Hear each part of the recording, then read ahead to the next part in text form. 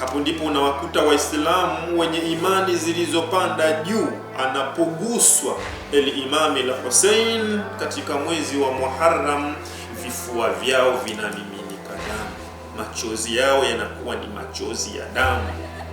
Nafasi zao kwenye Uislamu zimeshikwa na damu ya al-Imam al-Hussein.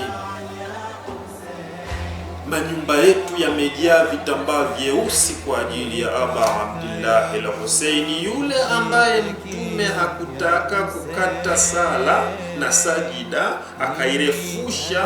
Majibu yake ni kwamba sikutaka kumuudhi Mungu wangu, sikutaka kumuudhi Aba Abdillah al-Husaini, lakini ulivyoondoka ya Rasulullah, shuhuda ni historia ya kwamba watu walimuudhi al-Imam al-Husaini.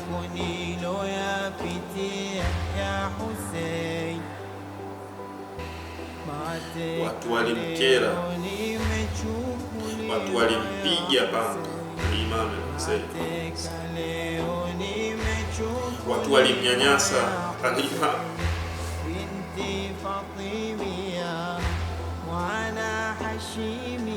Al-Imam al-Hussein alayhi salam, inafika sehemu anaona mwanae yupo katika mahema,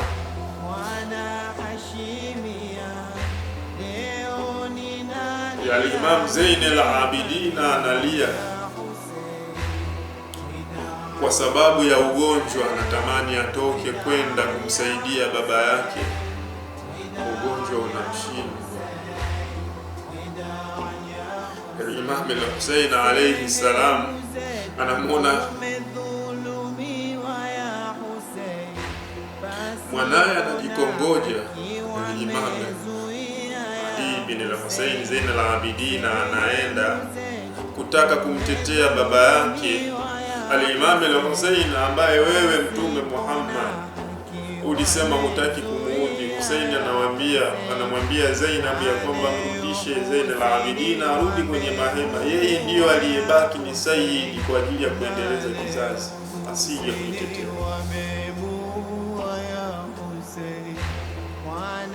Ya Rasulullah, ilifikia muda al-Imam al-Hussein anasema hal min nasir ya Rasulullah, kuna mtu wa kuninusuru na wa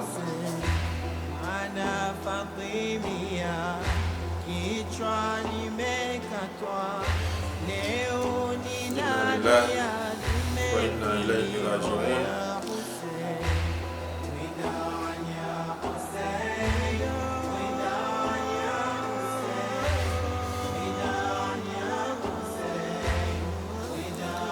Inna lillahi wa inna ilayhi raji'un.